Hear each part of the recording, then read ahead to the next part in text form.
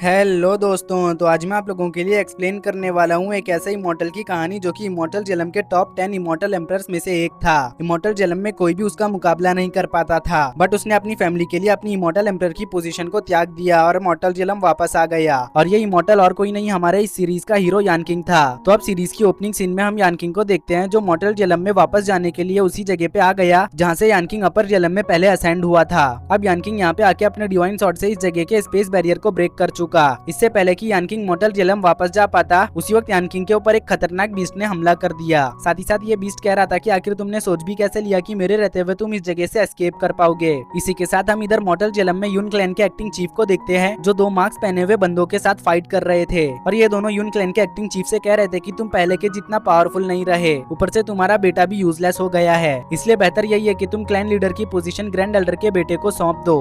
Grand Elder का बेटा yuan यून क्लैन को बहुत ही अच्छी तरह से हैंडल करेगा। जो सुन के एक्टिंग चीफ कहने लगे उस कमीने युआन को तो मैं क्लैन लीडर की पोजीशन बिल्कुल भी नहीं देने वाला, तब तक तो बिल्कुल भी नहीं जब तक मैं यहाँ पे जिंदा हूँ। क्लैन लीडर की पोजीशन सिर्फ और सिर्फ यान किंग की है, इसके अलावा क्लैन लीडर की पोजीशन पे किसी का भी हक नहीं। जो सुनते साथ ही ये दोनों बंदे कहते हैं कि अगर ऐसा है तो फिर अब तुम्हें यहाँ पे मरना होगा। हमने तुम्हें एक मौका दिया था यहाँ पे जिंदा रहने का, लेकिन तुमने खुद होकर उस मौके को ठुकरा दिया। ये कहने के बाद इन दोनों ने तुरंत ही एक्टिंग चीफ पे हमला कर दिया, बट बीच रास्ते में ये एक सॉर्ड की मियान आ गई जिससे ऐसी खतरनाक एनर्जी रिलीज हुई कि ये दोनों पीछे खिसक गए। उतने में ही हमें जानने को मिला कि इसके पीछे हमारे हीरो यान किंग का हाथ है। अब यान किंग गुस्से में इन दोनों बंदों को देखते हुए कहता है कि आखिर तुम्हारी हिम्मत कैसे भी मेरे अंकल पे पीठ पीछे वार करने की। यान किंग को देखते साथ ही ये दोनों काफी ज्यादा हैरान हो गए। वहीं पे यान किंग के अंकल यान किंग को जिंदा देख काफी ज्यादा खुश थे। उन्हें तो यकीन ही नहीं हो रहा था कि यान किंग यहाँ पे जिंदा है। तभी ये दोनों कहने लगे कि यान किंग आखिर तुम यहाँ पे जिंदा कैसे हो। इन दोनों की बातों पे यान किंग बिल्कुल भी ध्यान नहीं देता। वो सीधा अपने अंकल के पास आकर उन्हें ग्रीट करते हुए कहने लगा, अंकल मैंने आपको बहुत ज्यादा मिस किया। तभी ये दोनों एक्टिंग चीफ के साथ साथ यान किंग को भी मारने का मन बना चुके, क्योंकि इससे इनका मास्टर युआन काफी ज्यादा खुश हो जाएगा और वो इन्हें अप्रिशिएट करते हुए काफी सारे ट्रेजर्स भी देगा। इन दोनों को अटैक करने के लिए आता हुआ देख यान किंग यहाँ पे फुल रेडी हो चुका था इन लोगों पे काउंटर अटैक करने के लिए, लेकिन उससे पहले ये दोनों बीच रास्ते में ही लुढ़क गए। साथ ही साथ अब इनकी बॉडी यहाँ पे लावा में बदलने लगी, जो देख के यान किंग को समझ आ चुका था कि जिस किसी ने भी ये करवाया है उसने पहले से ही मारने वाले और मरने वाले की फील्डिंग सेट कर रखी थी, वो भी हेल्प पाउडर जैसे खतरनाक मटेरियल का यूज करके, ताकि किसी को भी मरने और मारने वाले के बारे में कुछ भी पता न चल सके। अब यान किंग यहाँ पे सोचने लगा था कि अच्छा हुआ ये लोग पहले ही मारे गए, वरना खामखा मुझे इन लोगों से फाइट करके अपनी एनर्जी वेस्ट करनी पड़ती। वैसे भी इमॉर्टल जेलम से मॉर्टल जेलम में डिसेंड करने की चक्कर में मेरी कल्टीवेशन डिक्रीज हो गई है। इसी के साथ अब दूसरे सीन में यान किंग अपने अंकल को बता रहा था कि वो माउंटेन्स में ट्रेनिंग करने गया था, बट लुटेरों ने उसे कैप्चर कर लिया था, इस वजह से उसे आने में देर हो गई। फिलहाल के लिए यान किंग को मॉर्टल जेलम के टाइम के बारे में एग्जैक्टली नहीं पता, लेकिन अब अंकल कहने लगे यान किंग तुमने इन 3 सालों में काफी कुछ सहा है। जो सुनके यान किंग को समझ आ चुका था कि मॉर्टल जेलम में वो 3 सालों से गायब है, लेकिन अब वो मनी मन सोचते हुए कहने लगा कि इसका मतलब यहाँ के 3 साल इमॉर्टल जेलम के 3000 साल के बराबर है। तभी अंकल यान किंग को बताने लगे कि इन 3 सालों में यून क्लैन में काफी कुछ चेंज हो गया है। तुम्हारे पेरेंट्स और तुम्हारी सिस्टर 3 साल पहले अचानक से गायब हो गए, लेकिन गायब होने से पहले तुम्हारे फादर ने मुझे क्लैन का एक्टिंग चीफ बना दिया। अब अपने पेरेंट्स और सिस्टर के गायब होने की बात सुनकर यान किंग यहाँ पे काफी ज्यादा हैरान हो गया। उतने में ही अंकल उसे एक टोकन दे चुके, जिसको देखते साथ ही यान किंग पहचान जाता है और कहने लगता है ये तो हेवनली सॉर्ड सेक्ट का टोकन है। तो अंकल बताने लगे कि heavenly sword sect star continent का सबसे पावरफुल सेक्ट है, साथ ही साथ ये बहुत ज्यादा मिस्टीरियस भी है, क्योंकि किसी को भी नहीं पता कि हेवनली सॉर्ड सेक्ट किस जगह पर लोकेटेड है। अब यान किंग सोचने लगता है जब तक उसकी सिस्टर सायर उसके पेरेंट्स के साथ है तब तक ये तो कंफर्म है कि उसके पेरेंट्स बिल्कुल सेफ होंगे, लेकिन उसे जल्दी अपनी कल्टीवेशन को रिस्टोर करके अपने पेरेंट्स को ढूंढना होगा। अभी यान किंग यहाँ पे ये सोच ही रहा था कि तभी इस जगह पे क्लैन के 4 ग्रेट एल्डर्स आ गए और इनमें युआन का बाप ग्रैंड एल्डर भी था। अब ग्रैंड एल्डर यान किंग से कहने लगा फाइनली 3 सालों बाद तुम वापस आ ही गए, अगर मुझे पता होता कि तुम आने वाले हो तो हम तुम्हारे वेलकम का इंतजाम करके रखते। तो यान किंग ग्रैंड एल्डर से कहने लगता है अभी भी लेट नहीं हुआ, आप चाहो तो अभी भी मेरा वेलकम कर सकते हो डोंगशेंग रेस्टोरेंट में एक अच्छा सा ट्रीट देके। तो ग्रैंड एल्डर कहने लगे इसके बारे में हम बाद में बात करेंगे, पहले तो तुम ये बताओ कि आखिर तुम अपने अंकल के साथ यहाँ पे क्या गुल खिला रहे थे। देखो मैं तुम्हें पहले ही बता देता हूँ, तुमने क्लैन लीडर की पोजीशन पाने का मौका गवा दिया। तुम पूरे 3 साल से क्लैन को बिना कुछ इन्फॉर्म किए गायब थे, इसलिए रूल्स के मुताबिक अब तुम क्लैन के एक आम डिसाइपल हो जो कि क्लैन लीडर की पोजीशन के लिए कम्पीट नहीं कर सकता। ये सुनकर यान किंग कहने लगता है मैंने कब कहा कि मैं क्लैन लीडर की पोजीशन के लिए कम्पीट करने वाला हूँ, मेरा भाई यूनचुआन है ना, वो मेरे बदले कम्पीट करेगा। जो सुनकर एल्डर हंसते हुए कहने लगे थे तुम अपने भाई की बात तो छोड़ ही दो, वो तो एक नंबर का नाकारा है, हमें तो उसकी बात करने में भी शर्म आती है, क्योंकि उसकी वजह से यून क्लैन का एंसेस्ट्रल हॉल कोलैप्स होते होते बचा है। शुक्र मनाओ कि इसके बावजूद भी हमने उसे यहाँ पे रहने की इजाजत दी, अगर उसके बदले कोई और डिसाइपल होता तो अब तक तो हमने उसे क्लैन से बाहर भी कर दिया होता। जो सुनकर यान किंग कहने लगता है इस मामले को मैं खुद अच्छी तरह से इन्वेस्टिगेट करूंगा, अगर इसके पीछे आप लोगों का या युवान का हाथ हुआ तो मैं खुद उसे पनिश करूंगा। जो सुनकर एल्डर्स कहने लगते हैं तुम बोल तो ऐसे रहे हो जैसे तुमने मून जेलम पे ब्रेक थ्रू कर लिया है। तो यानकिंग बड़े ही कूल अंदाज में कहता है, हाँ मैंने ब्रेक थ्रू किया है ना, मैं स्टार जेलम के 3rd लेवल को अचीव कर चुका हूँ। जो सुन के तो सभी एल्डर्स की हंसी ही नहीं रुक रही थी, वो तो मजाक उड़ाने लगे यानकिंग का, क्योंकि 3 साल पहले यानकिंग की कल्टीवेशन स्टार जेलम के 5th लेवल पे थी, मगर अब यानकिंग की कल्टीवेशन 2 लेवल से डिक्रीज हो गई है। अब जैसे ही ग्रैंड एल्डर को मालूम पड़ा कि यानकिंग की कल्टीवेशन डिक्रीज हो गई है, तो वो अपने बेटे युआन और यानकिंग की फाइट कराने के बारे में सोचने लगे। पहले उन्हें लग रहा था कि यानकिंग मून जेलम को अचीव कर चुका होगा, इसलिए वो रूल्स के आड़ में अपने बेटे के कॉम्पिटिशन को कम कर रहे थे। बट अब जैसे ही उन्हें पता चला कि यानकिंग की कल्टीवेशन युआन से कम है, तो वो इस मौके का फायदा उठा के युआन और यानकिंग का मुकाबला करवा के लोगों को बताना चाहते थे कि युआन, जो कि उनका बेटा है, वो क्लैन लीडर की पोजीशन को संभाल सकता है। अगर युआन यानकिंग को सभी क्लैन मेंबर्स के सामने हरा देगा तो सभी क्लैन मेंबर्स युआन को दिल से अपना लीडर मानेंगे और कोई भी युआन के खिलाफ नहीं होगा। इसीलिए अब ग्रैंड एल्डर यानकिंग से कहने लगते हैं कि मैं चाहता हूँ कि तुम मेरे बेटे के साथ 1 महीने बाद क्लैन लीडर की पोजीशन के लिए फाइट करो। मैं नहीं चाहता हूँ कि बाद में लोग कहे कि मैंने अपने बेटे के कंपटीशन को कम करने के लिए किसी को भी कम्पीट करने का मौका नहीं दिया। जो सुनकर यानकिंग इसके लिए राजी हो गया और कहने लगा कि 1 महीना बहुत लंबा समय है, इसलिए क्यों ना 1 हफ्ते बाद फाइट रखी जाए। मुझे लगता है 1 हफ्ता काफी होगा आपके लिए युआन का फ्यूनरल तैयार करने के लिए। जो सुनकर ग्रैंड एल्डर को यानकिंग पे गुस्सा तो आया, मगर वो ये कहते हुए यहाँ से जाने लगे कि 1 हफ्ते बाद देखा जाएगा कि किसका फ्यूनरल होगा। अब दूसरे सीन में यानकिंग हम लोगों को बताने लगा कि वो इमॉर्टल जेलम कैसे पहुंचा। वो बताता है कि 3 साल पहले वो माउंट लांगिया में ट्रेनिंग करने गया था, लेकिन पता नहीं कहां से उसके ऊपर एक लाइटनिंग आके गिर गई, जिसके बाद वो अचानक से इमॉर्टल जेलम पहुंच गया। इमॉर्टल जेलम पहुंचने के बाद पहले तो यानकिंग को लगा कि वो बहुत ज्यादा लकी है, मगर थोड़े ही दिनों बाद उसे समझ आ चुका था कि वो लकी नहीं अनलकी है, क्योंकि इमॉर्टल जेलम मॉर्टल जेलम से बहुत ज्यादा खतरनाक है। वहाँ हर जगह बस लोग पावर और ट्रेजर के लिए लड़ते रहते हैं। लोग तो ट्रेजर्स के लिए अपनों को भी नहीं छोड़ते, वो तो उन्हें भी खत्म कर देते हैं। इमॉर्टल जेलम के सभी लोगों में बस पावर और ट्रेजर्स की भूख है। बट 3000 सालों तक मेहनत मशक्कत करने के बाद फाइनली यानकिंग ने सुप्रीम इमॉर्टल जेलम पे ब्रेक थ्रू कर लिया, जिस वजह से यानकिंग इमॉर्टल जेलम के 10 ग्रेट एम्परर्स में से एक बन गया। लेकिन उसकी फैमिली के लिए उसे वापस मॉर्टल जेलम आना पड़ा। बट वापस आने के वक्त मेरी फाइट केओस बीस्ट से हो गई, जिस वजह से मैं अपने कल्टीवेशन के साथ साथ अपना डिवाइन सॉर्ड भी खो दिया, और अब मेरे पास बस 3000 सालों की एक्सपीरियंस और मेरे सॉर्ड की मियान बची है। जो सब कहने के बाद यानकिंग अपने भाई युनचुआन के पास आ गया, जो कि पहले की ही तरह बहुत ज्यादा पी रहा था। अब यानकिंग को देखते साथ ही युनचुआन अपने सारे गम भुलाते हुए सीधा यानकिंग के गले लग गया। तो यानकिंग को जानने को मिला कि शुआन की मरेडियंस डिस्ट्रॉय हो चुकी है और उसका एक हाथ भी कट चुका है। जो जानने के बाद यानकिंग कहने लगा था, मुझे बताओ कि आखिर ये सब तुम्हारे साथ किसने किया? जिस किसी ने भी ये सब तुम्हारे साथ किया होगा मैं उसे जिंदा नहीं छोड़ूंगा। तो शुआन मायूस होते हुए कहने लगा, छोड़ो इन सब बातों को, मेरा बदला लेना मतलब कि क्लैन की मुसीबतों को बढ़ाना। जो सुनकर यानकिंग अपने भाई को दिलासा देते हुए कहने लगा कि तुम बिल्कुल भी फिक्र मत करो, मैं तुम्हें ठीक करने का कोई ना कोई तरीका निकाल ही लूंगा, जिसके बाद मैं तुम्हारे गुनहगारों को भी सजा दूंगा। अपने भाई शुआन को दिलासा देने के बाद यानकिंग युआन से फाइट करने की तैयारी करने लगा। वो पिल पवेलियन में आके कुछ पिल्स रिफाइन करने लगता है, मगर टाइम और इंग्रेडिएंट्स कम होने की वजह से यानकिंग कुछ ही पिल्स को रिफाइन कर पाता है, और ये पिल्स बस यानकिंग को 4th लेवल पे ब्रेक थ्रू करने में ही मदद कर पाएंगे। इसीलिए अब यानकिंग मार्शल आर्ट पवेलियन में हाई लेवल की मार्शल आर्ट टेक्निक्स हासिल करने आ गया, जिसकी खबर मार्शल आर्ट पवेलियन के गार्डियन को भी हो गई। इसलिए वो तुरंत ही यानकिंग के पास आ गए। अब यहाँ का नजारा देख के गार्डियन एल्डर काफी ज्यादा हैरान हो जाते हैं, क्योंकि सभी हाई लेवल की मार्शल आर्ट टेक्निक्स खुद यानकिंग को अप्रोच कर रही थी। अब यानकिंग इन सभी टेक्निक्स को सीखते हुए कहने लगा कि भले ये टेक्निक्स मेरे लेवल की नहीं, मगर उस ट्रैश युआन को संभालने के लिए इतना काफी है। ये कहते साथ ही यानकिंग एक एनर्जी रिलीज के साथ सभी टेक्निक्स को सीख गया। एनर्जी की वजह से गार्डियन एल्डर दूर गिर पड़े, और अब गार्डियन एल्डर यानकिंग से कहने लगे, यानकिंग तुमने बिना परमिशन के इन टेक्निक्स को सीखने की हिम्मत कैसे की? तो यानकिंग कहने लगा था, सुप्रीम एल्डर आप चिंता क्यों करते हो, इन सभी टेक्निक्स को मैं फ्री में नहीं ले रहा। जो कहने के बाद यानकिंग सुप्रीम एल्डर को इनलाइटन कर देता है, जिसके बाद यानकिंग यहाँ से चला गया। अब 1 हफ्ते बाद वो दिन भी आ गया जब युआन और यानकिंग के बीच क्लैन लीडर की पोजीशन के लिए फाइट होने वाली है, और इस मैच को देखने के लिए क्लैन के सभी इंपॉर्टेंट एल्डर्स अरीना में आए हुए थे। उतने में इस जगह पे युआन भी आ गया, और युआन कहने लगा कि कहाँ है मेरा लूजर अपोनेंट यानकिंग? आखिर उसकी हिम्मत कैसे भी मुझसे कल्टीवेशन लेवल में लो रहने के बावजूद भी मुझे चैलेंज करने की। युआन की बातों और हरकतों से क्लैन के लोग पहले से ही वाकिफ थे, इसलिए कोई भी नहीं चाहता था कि युआन क्लैन का लीडर बने। तो उतने में ही इन लोगों की ख्वाहिश पूरा करने के लिए यानकिंग आ गया, और अब यानकिंग यहाँ पे आते हुए युआन से कहने लगा, मैं जिस ट्रैश को बचपन में पहले पीटा करता था, भला मेरे रहते हुए वो इस क्लैन का लीडर कैसे बन सकता है? जो सुन के युआन कहने लगता है, फाइनली तुम आ ही गए, मुझे लगा था कि तुम फाइट करने से डर गए हो इसलिए नहीं आ रहे। तो यानकिंग कहने लगता है, मैं लेट इसलिए आया ताकि तुम्हें अपनी फैमिली को आखिरी मर्तबा अलविदा करने को ज्यादा टाइम मिल सके। जो सुनते साथ ही युआन भड़क उठा। उतने में ही ग्रैंड एल्डर ने इस फाइट को शुरू कर दिया।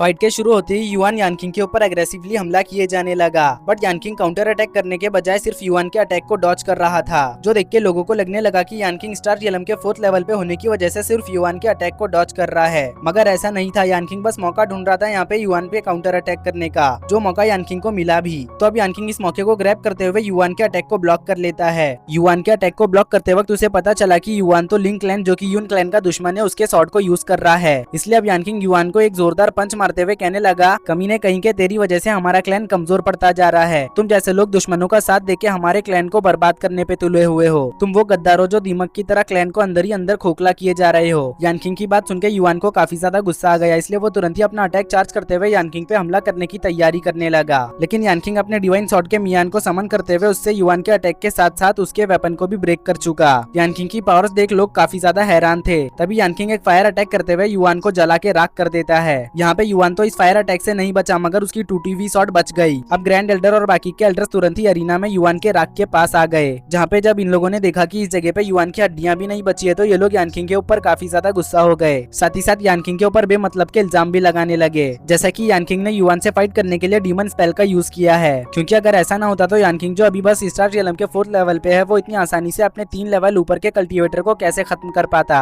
तो यानकिंग कहने लगा, सिर्फ कल्टीवेशन लेवल ही सब कुछ नहीं होता, कल्टीवेशन के साथ साथ हमारे पास टैलेंट भी होना चाहिए। मेरा टैलेंट युआन से ज्यादा था, इस वजह से वो मारा गया। वैसे भी उसका कल्टीवेशन फाउंडेशन रेत के बिल्डिंग जैसा था, जो कि अब धस चुका। जो सुन के एल्डर्स को काफी ज्यादा गुस्सा आ रहा था, बट उनके कुछ करने से पहले ही यानकिंग एक बंदे को आवाज लगाते हुए यहाँ पे बाहर बुलाने लगा। वो कहने लगा कि अब मैच खत्म हो चुका है, इसलिए तुम्हें बाहर आ जाना चाहिए। यानकिंग के ये कहते ही एक फ्लाइंग कैरेज अरीना में आके लैंड हो गया, और इस फ्लाइंग कैरेज में बैठा हुआ बंदा लिन फैमिली का यंग मास्टर बायुआ था। अब यानकिंग इस बंदे से कहने लगा, ये तुम्हारे बाप का घर नहीं जो तुम मुंह उठा के यहाँ पे कभी भी आ जाओ। तो बायुआ कहने लगा, तुम गुस्सा क्यों हो रहे हो, मैं तो यहाँ पे एक काम से आया हूँ। जिसपे यानकिंग कहने लगता है, कहीं तुम अपने चमचे युआन का बदला लेने तो नहीं आए। तो बायुआ कहता है, नहीं, मैं तो यहाँ पे तुम्हें चैलेंज करने आया हूँ। जो कह के वो एक टोकन यानकिंग की तरफ थ्रो कर चुका, जिस टोकन को यानकिंग कैच कर लेता है। अब बायुआ कहने लगता है, अगर तुम मुझे फाइट में हरा देते हो तो मैं तुम्हारे क्लैन का आयरन माइन तुम्हें वापस दे दूंगा, लेकिन अगर तुम मुझे हरा नहीं पाए तो यून क्लैन का मैजिकल हर्ब गार्डन मेरा हो जाएगा। जो सुनके यानकिंग बायुआ के चैलेंज को एक्सेप्ट कर चुका, लेकिन उसकी यहाँ पे एक डिमांड भी थी, और वो डिमांड ये थी कि जब यानकिंग बायुआ को हरा देगा तब उसे यूनशुआन से माफी मांगनी होगी। क्योंकि जब बायुआ यहाँ पे आया था तब के वक्त यूनशुआन का रिएक्शन थोड़ा अजीब था। तो यानकिंग समझ चुका था कि यानकिंग के इस हालत के पीछे हो ना हो यही बंदा जिम्मेदार है। यानकिंग की डिमांड सुन के बायुआ कहने लगता है, कहीं तुम पागल तो नहीं हो गए, भला मैं यूनशुआन से माफी क्यों मांगूंगा।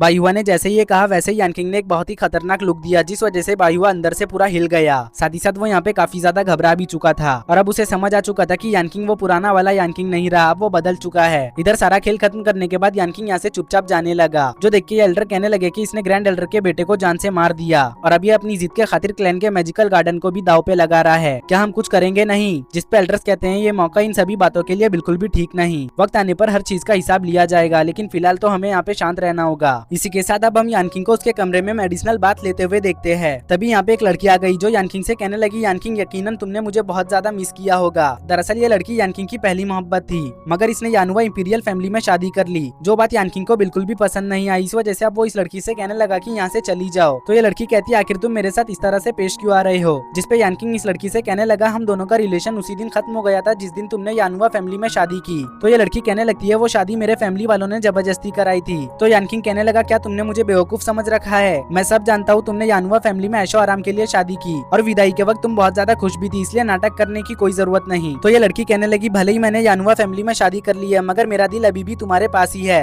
जो सुनकर यानकिंग इस लड़की को जवाब देता है, प्लीज यहाँ से चली जाओ, इससे पहले कि मेरे मुंह से कुछ गलत निकल जाए। यानकिंग की बात सुनकर ये लड़की कहने लगी, यानकिंग मुझे ठुकरा के तुम बाद में बहुत ज्यादा पछताओगे। तो यानकिंग कहने लगा, अगर तुम तुरंत ही यहाँ से नहीं गई और बाहर खड़े लोग अंदर आ गए तो फिर तुम्हें पछताना पड़ेगा। जो सुनकर फाइनली ये लड़की यहाँ से चली गई। जिसके जाने के बाद यानकिंग सोच रहा था कि ना इस लड़की में टैलेंट है और ना ही इसमें कोई खास बात। पता नहीं 3000 साल पहले मैंने इस लड़की को कैसे पसंद कर लिया। उसका भी ये कहना ही था कि तभी यानकिंग को बाहर खड़े डिसाइपल्स की आवाज आने लगी, जो एक आदमी को देख के डर रहे थे, मगर यानकिंग इस पे जरा भी ध्यान नहीं देता। वो यहाँ पे तुरंत ही कल्टीवेशन करने लग जाता है। कल्टीवेशन करते करते यहाँ पे सुबह भी हो गई। तो यानकिंग अपने कमरे से बाहर आके बाहर का हालचाल देखने लगा, तो उसे पता चला कि जो लोग रात के वक्त यानकिंग को ताक रहे थे वो यहाँ पे मारे जा चुके हैं, और इन लोगों को मारने वाला और कोई नहीं यानकिंग का मुंह बोला अंकल यून मैंग था। दरअसल बचपन में अंकल मैंग के पीछे काफी सारे जंगली भेड़िए पड़े हुए थे, जो भेड़िए अंकल मैंग को बचपन में ही खत्म कर चुके होते, मगर यानकिंग के फादर ने अंकल मैंग की जान बचा ली थी उन भेड़ियों से। इसी एहसान का बदला चुकाने के लिए अंकल मैंग ने फैसला किया कि वो पूरी जिंदगी यून क्लैन के लिए डेडिकेट कर देंगे। अब अंकल मैंग यानकिंग से कहने लगे, यंग मास्टर मुझे आने में देर हो गई, इस वजह से माफ कर देना। तो यानकिंग कहने लगा, आपने रात इन लोगों को ठिकाने लगाने में बिता दिया तो आने में लेट होगा ही ना। यानकिंग की बात सुनकर अंकल मैंग यानकिंग को बताने लगे कि उन्होंने इन लोगों को मारने के लिए अपनी उंगली भी नहीं उठाई। रुको मैं अभी तुम्हें एक्सप्लेन करता हूँ। जो कहने के बाद अंकल मैंग ने कल रात इन लोगों को कैसे ठिकाने लगाया वो यहाँ पे बताने लगे। वो बताते हैं जब कल रात वो यहाँ पे आए थे तब ये लोग यहाँ पे यानकिंग को मारने की प्लानिंग कर रहे थे, मगर जैसे ही इन लोगों ने अंकल मैंग को देखा वैसे ही इनके होश उड़ गए, क्योंकि अंकल मैंग एक बेरहम किलर है। अब ये लोग तुरंत ही अंकल मैंग के ऊपर हमला कर देते हैं, इससे पहले कि अंकल मैंग इन लोगों पे हमला कर दे। लेकिन अंकल मैंग इन डिसाइपल्स के अटैक को डॉज करते हुए आपस में ही इन्हें मरवा देते हैं। तो यानकिंग कहते हैं अच्छा हुआ कि आपने इन लोगों को मारने के लिए अपनी उंगली नहीं उठाई, वरना तो आज आपको उठाने के लिए मुझे 4 कंधों का इंतजाम करना पड़ता। जो सुनकर अंकल मैंग को कुछ भी समझ नहीं आया। तो यानकिंग कहता है कि आप फिक्र मत करो, मैं आपको सारी चीजें समझा दूंगा। इसी के साथ अब यानकिंग रूम के अंदर आने के बाद अंकल मैंग के लिए पिल्स रिफाइन करने लगा। यानकिंग को पिल्स रिफाइन करता हुआ देख अंकल मैंग काफी ज्यादा शॉक हो जाते हैं और सवाल करते हुए यानकिंग से पूछने लगते हैं कि तुमने अल्केमी कहाँ से सीखी। तो यानकिंग जवाब देता है इन सब चीजों को छोड़ो, पहले आप ये बताओ कि आपको मुझ पे यकीन है या फिर नहीं। तो अंकल मैंग कहने लगे आखिर तुम ये कैसी बात कर रहे हो, भला मुझे तुम पर यकीन क्यों नहीं होगा। तुम्हारे फादर का मुझ पे एक बहुत बड़ा एहसान है, इसलिए मुझे हमेशा तुम पे यकीन रहेगा। जो सुनकर यानकिंग अंकल मैंग को जवाब देता है कि आपने 10 साल पहले मेरे पेरेंट्स को बचाने के लिए अपनी जान खतरे में डाल दी थी, इसलिए उसी वक्त आपने मेरे फादर का एहसान चुका दिया था। तो अंकल मैंग कहने लगे हाँ ये सब तो ठीक है, मगर मुझे फिलहाल इस बात का अफसोस है कि मैं तुम्हारी सिस्टर सायर और तुम्हारे पेरेंट्स को तलाश नहीं कर पाया। जो सुनकर यानकिंग कहता है अंकल आप इस बारे में जरा भी फिक्र मत करो, मैं आ चुका हूँ ना, तो बस मैं कुछ ही दिनों में अपनी सिस्टर सायर और पेरेंट्स को तलाश कर लूंगा। फिलहाल तो आप ये क्लियर करो कि आपको सच में मुझ पे विश्वास है, कहीं ये ना हो कि आप बस मेरा दिल रखने के लिए कह रहे हो कि आपको मुझ पे विश्वास है। तो अंकल मैंग कहने लगे मुझे तुम्हारे ऊपर पूरा यकीन है, क्योंकि जब से ही तुम वापस आए हो तब से ही मुझे ऐसा लग रहा है कि जैसे मैं किसी सुप्रीम इमॉर्टल एम्परर के सामने खड़ा हूँ। तो यानकिंग कहने लगा अंकल पता नहीं आपने इस लेवल का मजाक करना कहाँ से सीखा, जिसपे अंकल मैंग कहने लगते हैं मैं सच कह रहा हूँ। तो अब यानकिंग इन सभी चीजों को इग्नोर मारते हुए कहने लगा था कि अभी मैं आपको जो पिल्स देने वाला हूँ उस पिल को यूज करने के वक्त आपको काफी ज्यादा तकलीफ होगी, लेकिन आपको बर्दाश्त करना होगा, क्योंकि आपकी पूरी बॉडी को कार्मिक ऑरा ने घेर लिया है। आपने अब तक जिन भी लोगों को मारा है उनकी कार्मिक एनर्जी आपके बॉडी के चारों तरफ मंडरा रही है। अगर कल रात आप ग्रैंड एल्डर के भेजे हुए नमूनों से अपने शॉट से फाइट करने की कोशिश करते तो यकीनन आप अभी ग्रेवयार्ड में होते। इस कार्मिक एनर्जी की वजह से आप कल्टीवेशन में ब्रेक थ्रू भी नहीं कर पा रहे, ये आपको अंदर ही अंदर खोखला करता जा रहा है। यानकिंग की बात सुनकर अंकल मैंग कहने लगते हैं हाँ तुमने बिल्कुल सही कहा, मैं काफी दिनों से लेवल अप नहीं कर पा रहा हूँ। अभी उनका ये कहना ही था कि तभी यानकिंग अंकल मैंग की बॉडी से कार्मिक ऑरा को खत्म करने के लिए अपने बनाए हुए पिल्स को अंकल मैंग के मेन मेरिडियंस में ट्रांसफर करने लगा। इस प्रोसेस में अंकल मैंग को काफी ज्यादा तकलीफ हो रही थी, लेकिन यानकिंग उन्हें इन पिल्स की एनर्जी को रिफाइन करने बोलता है जल्दी से। तो अंकल मैंग बिल्कुल ऐसा ही करते हैं। अब यानकिंग के गाइडेंस की वजह से अंकल मैंग अपनी बॉडी से कार्मिक एनर्जी को पूरी तरह से रिमूव कर चुके, जिस वजह से उन्हें बहुत ज्यादा रिफ्रेशिंग फील हो रहा था। उतने में यानकिंग यहाँ से जाते हुए अंकल मैंग को एक मेडिसिनल बाथ फार्मूला थमा देता है और कहता है इस फार्मूला को 3 दिन तक यूज करो, फिर देखो कैसे आप अपने नेक्स्ट लेवल पे ब्रेक थ्रू करते हो। जो कहने के बाद यानकिंग कुछ मटेरियल्स को इकट्ठा करने में अंकल मैंग की हेल्प मांगने लगा। इसी के साथ अब दूसरे सीन में यानकिंग डोंगचेंग रेस्टोरेंट में आ गया, क्योंकि 4 ग्रेट एल्डर्स में से एक एल्डर की बेटी यूनफेई ने यानकिंग के लिए दावत का इंतजाम किया था। अब यानकिंग अपने टेबल पे इतने सारे खाने को देख के काफी ज्यादा खुश हो जाता है। उतने में यूनफेई यानकिंग से सवाल करते हुए पूछने लगी चलो बताओ इनमें से मैंने कौन सा खाना तुम्हारे लिए खुद बनाया। तो यानकिंग एक मछली की तरफ इशारा करते हुए कहने लगा ये बहुत ही ज्यादा अच्छे से पका हुआ है, इसलिए ये हो ही नहीं सकता कि तुमने इसे बनाया होगा। जो सुनके यूनफेई यानकिंग को मजाक मस्ती वाला चोक करने लगी, लेकिन उतने में यूनफेई का फादर यहाँ पे जोरों से चिल्लाते हुए कहने लगा यूनफेई आखिर तुमने इसे दावत क्यों दिया। इस एल्डर की आवाज की वजह से सभी लोग रेस्टोरेंट को छोड़ के यहाँ से भाग गए। अपने फादर की बात सुनकर यूनफेई कहने लगी ये क्लैन का रेस्टोरेंट है, इसलिए मैं यहाँ पे किसी को भी दावत दे सकती हूँ। जो सुनके ग्रैंड एल्डर कहने लगा कि हमें यानकिंग से कुछ बात करनी है, इसलिए फिलहाल के लिए तुम बाहर जाओ। तो यानकिंग ग्रैंड एल्डर की बात सुनके बाहर तो जाने लगी, मगर जाने से पहले वो यानकिंग को यहाँ पे सावधान रहने का बोलती है। अब उतने में ही हम यानकिंग को देखते हैं जो मिठाई खाते हुए चारों एल्डर से पूछने लगा क्या आप इसे खाना चाहोगे। मेरा यकीन करो इसको खा के आपको काफी ज्यादा मजा आएगा, क्योंकि इसका टेस्ट आज भी वैसा ही है जैसे पहले हुआ करता था। यानकिंग की बात सुनके ग्रैंड एल्डर कहने लगे तुमने अपने ही फेलो डिसाइपल्स को खत्म कर दिया, जिसका तुम्हें जरा भी अफसोस नहीं। अब हम चारों एल्डर्स तुम्हें अपने फेलो डिसाइपल्स को मारने के जुर्म में पनिश करेंगे। जो कह के ये चारों एल्डर्स तुरंत ही यानकिंग पे हमला कर चुके। तो यानकिंग इन एल्डर्स के अटैक को डॉज करते हुए इन पे हेवन ग्रेड की टेक्निक से हमला करने लगता है, जिस वजह से ये एल्डर्स यानकिंग का बिल्कुल भी मुकाबला नहीं कर पा रहे थे। हालांकि यानकिंग यहाँ पे अकेला है, प्लस वो इन एल्डर्स से कल्टीवेशन में भी पीछे है, बट फिर भी वो इन एल्डर्स को डोमिनेट कर रहा था। यानकिंग को इतनी सारी अलग अलग टाइप्स की हेवन ग्रेड की टेक्निक्स को परफॉर्म करता हुआ देख इन एल्डर्स के होश ही उड़ गए, क्योंकि वो खुद भी इतने सारे हेवन ग्रेड की टेक्निक्स को परफॉर्म नहीं कर सकते। हेवन ग्रेड की टेक्निक्स को परफॉर्म करने में काफी सारी एनर्जी खर्च हो जाती है, लेकिन यानकिंग तो यहाँ पे हेवन ग्रेड की टेक्निक्स को स्पैम कर रहा था। अब यानकिंग इस खेल को खत्म करने करने के लिए तुरंत ही अपने डिवाइन सॉर्ड के मियान को बिल्कुल थॉर की तरह समन कर लेता है। जिसके बाद यानकिंग कहने लगा भले ये मेरे सॉर्ड की मियान है मगर फिर भी मॉर्टल जेलम में ये मेरा एक ट्रम्प कार्ड है, मैं इस मियान को कहीं पे भी लाइफ सेविंग ट्रेजर की तरह यूज कर सकता हूँ। जो कहने के बाद यानकिंग तुरंत ही काफी सारे अटैक्स करते हुए इन एल्डर्स को ढेर कर चुका। जिसके बाद यानकिंग इन एल्डर से कहने लगा कि तुम लोगों ने अपनी पोजीशन का फायदा उठा के बहुत सारे काले कांड किए हैं, तुम्हारी वजह से क्लैन के टैलेंटेड डिसाइपल्स को आगे बढ़ने का मौका नहीं मिल पाया, तो इसीलिए मैंने तुम लोगों के सोल सी को डिस्ट्रॉय कर दिया है। अब तुम लोग दोबारा से अपनी कल्टीवेशन की शुरुआत करोगे। जो सुन के ग्रैंड एल्डर गुस्से से कहने लगे आखिर तुम्हारी हिम्मत कैसे हुई हमारे सोल सी को डिस्ट्रॉय करने की, क्या तुम्हें पनिशमेंट से डर नहीं लगता। उनका भी ये कहना ही था कि उतने में यानकिंग एक बुक फेंक के सीधा ग्रैंड एल्डर की गर्दन की हड्डी तोड़ देता है, जिस वजह से वो यहाँ पे बेहोश हो गए। जो देख के ये एल्डर कहने लगता है यानकिंग अब तुम्हारा यहाँ पे बहुत ज्यादा हो गया, भले ही हम तुमसे लड़ नहीं सकते लेकिन हमारे पास काफी सारे ऐसे लॉयल डिसाइपल्स है जो कि एक ही ऑर्डर में तुम्हारा किस्सा खत्म कर सकते हैं। इस एल्डर का भी ये कहना ही था कि तभी उसके बाहर छुपे हुए लॉयल डिसाइपल्स तुरंत ही एक एक करके टपकने लगे और इन लोगों को मारने वाला और कोई नहीं अंकल मैंग था। दरअसल अंकल मैंग ने यहाँ पे यानकिंग के बताए हुए तरीके से ब्रेक थ्रू कर लिया है, तो इसी वजह से वो यहाँ पे यानकिंग का शुक्रिया अदा करने आए हैं। अब यहाँ पे 4 ग्रेट एल्डर्स के इस हालत को देख के अंकल मैंग यानकिंग से सवाल करते हुए पूछने लगे थे कि आखिर ये लोग इस तरह से यहाँ पे क्यों पड़े हुए हैं। तो यानकिंग कहता है कुछ नहीं, इन्हें यहाँ पे कुछ ज्यादा चढ़ गई है। जो सुन के अंकल मैंग कहने लगे अगर ऐसा है तो फिर अभी मैं इन्हें होश में लाता हूँ। अंकल मैंग की बात सुनते साथ ही ये तीनों एल्डर्स तुरंत ही यहाँ से ग्रैंड एल्डर को लेके कल्टी मार चुके। इसी के साथ अब हम रात के वक्त यानकिंग को मेडिसिनल गार्डन में देखते हैं, जो बायुआ से फाइट करने से पहले इस गार्डन को चेक करने आया था, क्योंकि अचानक से लिन फैमिली का मेडिसिनल गार्डन के लिए दिलचस्पी दिखाना बहुत ज्यादा अजीब है। अब मेडिसिनल गार्डन को देखने के बाद यानकिंग कहने लगता है कि ये जगह बिल्कुल भी पहले की तरह नहीं, यहाँ जरूर कुछ ना कुछ गड़बड़ है, क्योंकि पहले यहाँ पे बहुत ज्यादा स्पिरिचुअल एनर्जी हुआ करती थी। उतने में यानकिंग के ऊपर कोई मेडिसिनल सीड से बुलेट की तरह हमला करने लगा। तो यानकिंग इन सीड्स को डॉच करते हुए कहने लगा जो कोई भी अटैक कर रहा है यकीनन मैं उसे जानता हूँ। उसके ये कहते साथ ही यहाँ पे केओस बीस्ट आ गया, जिसको देखते साथ ही यानकिंग कहने लगता है अच्छा तो तुम्हारी वजह से लिन फैमिली को ये मेडिसिनल गार्डन चाहिए। यानकिंग के ये कहते हैं केओस बीस्ट उसके ऊपर आइस स्पाइक से लगातार हमले करने लगा। तो यानकिंग इन सभी अटैक्स को 1000 स्टेप टेक्निक से डॉच करते हुए केओस बीस्ट पे एक पावरफुल अटैक कर देता है, मगर इससे केओस बीस्ट को जरा भी फर्क नहीं पड़ता।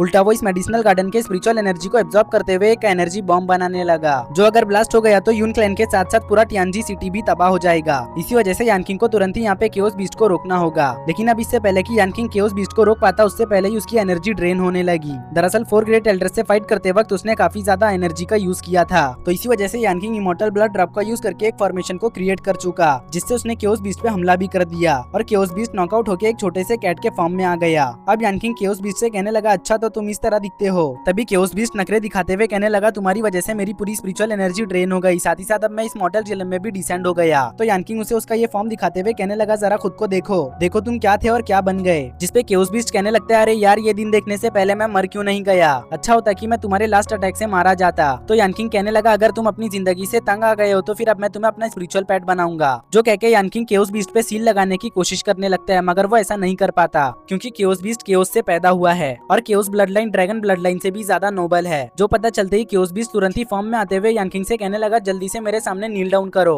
कहीं ये ना हो कि मेरा दिमाग फिर जाए और मैं तुम्हें खत्म कर दूं। तो यानकिंग कहने लगा तुमने इतनी जल्दी खुश नहीं होना चाहिए, क्योंकि मैं एक सुप्रीम इमॉर्टल एम्परर हूँ जिसके लिए कुछ भी इम्पॉसिबल नहीं। शायद तुम्हें पता नहीं होगा लेकिन मैं तुम्हें बता दूं हर इमॉर्टल एम्परर के पास किसी को भी अपना इंपीरियल सर्वेंट बनाने की एबिलिटी होती है, और एक मर्तबा कोई इंपीरियल सर्वेंट बन जाए तो उसे अपने मालिक के लिए अपनी जिंदगी भी देनी होती है। जो कहके यानकिंग केओस बीस्ट के साथ इंपीरियल सर्वेंट का कॉन्ट्रैक्ट साइन करने लगा। तो केओस बीस्ट कहने लगा अरे यार मेरे साथ ऐसा मत करो, मैं किसी का भी सर्वेंट बनने के बजाय मरना पसंद करूंगा। केओस बीस्ट का ये कहके कोई भी फायदा नहीं होता, क्योंकि अब तक तो यानकिंग ने कॉन्ट्रैक्ट साइन भी कर लिया था, साथ ही साथ यानकिंग ने केओस बीस्ट की इम्प्योरिटीज को भी प्योर कर दिया। तो इसी वजह से अब केओस बीस्ट को बहुत ही अच्छा फील होने लगा।